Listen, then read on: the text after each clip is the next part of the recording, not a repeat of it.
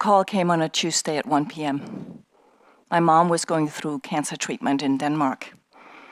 She had died on her way to the hospital. I was in my office in New York. I'd just talked to her that morning. She had trouble breathing, and I told her to hurry and call an ambulance. I never imagined that would be the last time I talked to her. It was the most difficult day of my life. Not only was I in shock, but I also had to tell my dad later that afternoon that we had lost her, because he was on a flight from Denmark to New York to continue his cancer treatment. Yes, both my parents had cancer and they were in treatment at the same time in 2 different countries. That day, my life changed in a way I could never have planned for, and it became the ultimate lesson in navigating uncertainty. After about 6 months, it became clear that my dad wasn't going to make it either. We didn't know how much time he had left, but he challenged both of us to face our fears with curiosity and courage. That was really his superpower. Even when I was a kid, he would never tell me what to do or not to worry when I was scared. Instead, he would encourage me to tell him all about it. And he would listen to my stories about the monsters and ask me what I would do to chase them away. When I was a little bit older and doubted myself, he would ask me questions and help me find my way forward by giving him 3 reasons why it mattered to me. Even at the end of his life, he continued asking questions and encouraged me to do the same. We talked about our memories, what we cared about, and what it meant to live a good life. It wasn't easy. First, we had to acknowledge our fears and insecurities. Then we had to accept the harsh reality that he was dying. But then we could ask, what do we need so that we can make this time that we have left the most meaningful it can be? It completely changed our conversations, and it transformed how I live my life still today. At different stages in life, we ask the question, what's next? As a child, my curiosity for life was unstoppable. I was constantly wondering what's next, to the point that my dad would say, "Hey, slow down. What's wrong with this moment?" But as a teenager, this natural curiosity and excitement for learning turned into a need for knowing. I became obsessed with perfection as a way to try to control my life. Instead of being full of wonder, I became filled with worry. And the FUD, the fear, uncertainty, and doubt clouded my perspective. So much so that my dad would ask, "What's wrong with making a mistake?" As my career grew and I took on leadership positions, my anxiety grew too. And with that came burnout, not just once, but twice. And my dad would ask, "What are you chasing?" Maybe you can relate. Being so worried about the future that you feel burned out just thinking about it. Being so concerned about making the right decision that you don't make one. Being so overwhelmed about what to do that you don't do anything. We live at a time where we have more opportunities than ever, and yet we struggle to make decisions that unlock our potential. Teenagers are struggling with anxiety to figure out what's next, what to do with the rest of their lives, and what college to go to. The sandwich generation is trying to figure out how to take care of their kids, their aging parents, and navigate the middle of their careers, while also trying to get through each day. Mass layoffs are prompting us to consider leaving the corporate world and become entrepreneurs, pursue our dreams. And somewhere along the way, we also have to plan for retirement.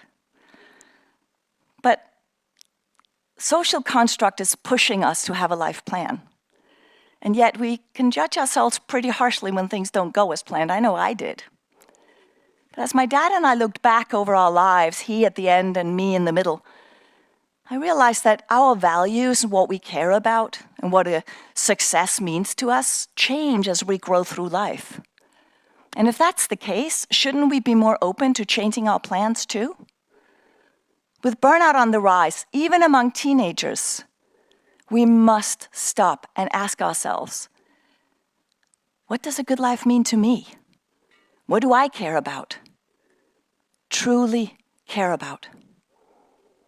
In my research on the relationship between peak performance and burnout, 2 findings stand out. First, our health and happiness has little to do with titles and money. It comes from our connection with other people, our continued growth, and doing work we care about. Secondly, we don't just burn out from working too much. We burn out from worrying too much, feeling that we don't matter and that we're not safe. So, how do we stay curious so we can keep learning and growing? How do we face our fears so that we can move forward with clarity and confidence? How do we cultivate meaningful relationships with ourselves and each other? And how do we align our lives with what we care about so that we can harness our future? See, we humans like to know what's ahead. We like to be prepared. We crave certainty. And yet, the future is uncertain. It always will be. We cannot control what happens. We can only control how we respond to what happens in the here and now. Now, we know this intellectually. But how do we embrace it emotionally so that we can explore the possibilities of life instead of getting stuck, resisting the discomfort that comes from change and uncertainty? The answer lies in what I call power pausing. Power pausing is that small moment, that gap in time, where we can pause, listen, and ask more questions. Where we can take back our power of choice and turn reaction into response, turn fear into curiosity, turn confusion into clarity, and anxiety into confidence. It's easy to be scared. But how can we use this power pause every moment, all day long, to pause and choose what we pay attention to? Every moment is an opportunity to reconnect with ourselves and choose how we want to move forward. See, our minds are question-making machines. We constantly ask questions. They're so busy, our thoughts are coming and going. It's like a hamster running on a wheel. And that hamster on the wheel, that internal chatter can either work for us or against us. Under stress, our attention is hijacked by perceived danger, and we focus on what's not working rather than being curious about how to make it work. We ask questions like, why is this not working? We become why notters.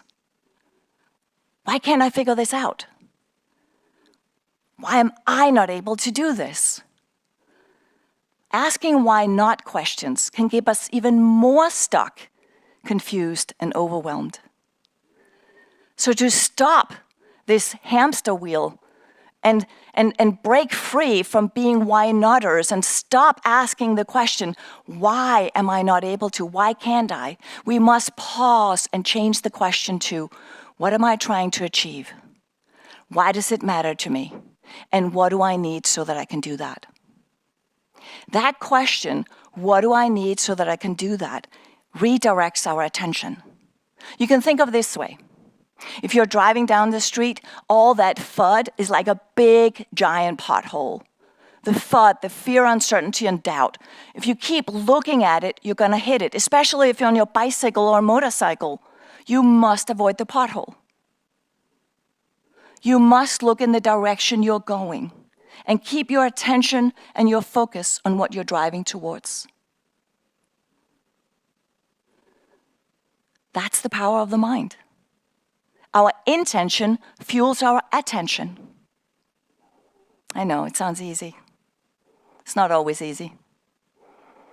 When my dad and I remember the day we were at the doctor's office, and we were told it was time to get his affairs in order. There's no longer anything they could do to stop his cancer from spreading. We looked at each other and we thought, how is this possible? And yet we had to accept this reality to stop feeling powerless and take back our power of choice so that we can choose how we wanted to spend the time he had left. Because he was scared of dying, instead of ignoring those fears, we decided to learn more about the dying process, and we asked someone to come and talk to us about it. That gave us back agency over how we spent each day. So every morning, we would check in and say, how are you doing?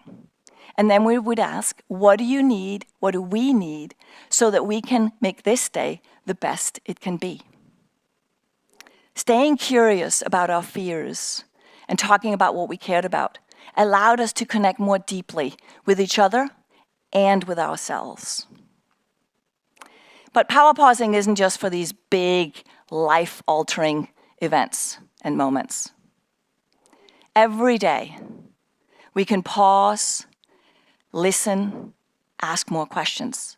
We can reclaim agency over how we think, how we engage with each other and ourselves, and how we therefore act and make decisions in the world. That question, what do I need so that I can, changes how we look for answers and find our way forward. So if you're tired, you can ask, what do I need so I can have more energy? If I'm critical, what do I need so I can be more curious? If I feel overwhelmed, what do I need so I can make better priorities? If I feel scared, what do I need so I have more courage? Confused, what do I need so I have more clarity? And if I am distracted, what do I need so I can be more mindful and present? We have become so conditioned to look outside of ourselves for the answers to our health and happiness. And we search online to find out what to do with our lives instead of digging deeper into our relationship with ourselves so we can unlock our potential instead of fitting into someone else's idea of what a good life looks like. I want to remind you of something. Being human is not a problem to solve. We're not broken. You're not broken. We don't need to get fixed. Being human is an advantage to unlock and harness. And this human advantage lies in our ability to pause, listen, and ask discerning questions with the same curiosity that humanity has used to evolve and innovate for centuries. It's normal to feel fear. Fear has been a constant partner in my life, and it still is. It's easy to judge ourselves when we worry. But what we worry about is also what we care about. And what we care about makes us stronger. What we care about is the essence of a good life. The greatest gift my dad gave me was to face my fears by asking questions with curiosity and care. To unlock our human advantage, we must stop letting fear run our lives and instead cultivate an agile growth mindset where we navigate uncertainty and harness change. Power pausing has changed my life. It's how I learned to live more intentionally and transform my fear into clarity and confidence so I could face whatever is next over and over again. I invite you to let it change your life too. May the pause be with you.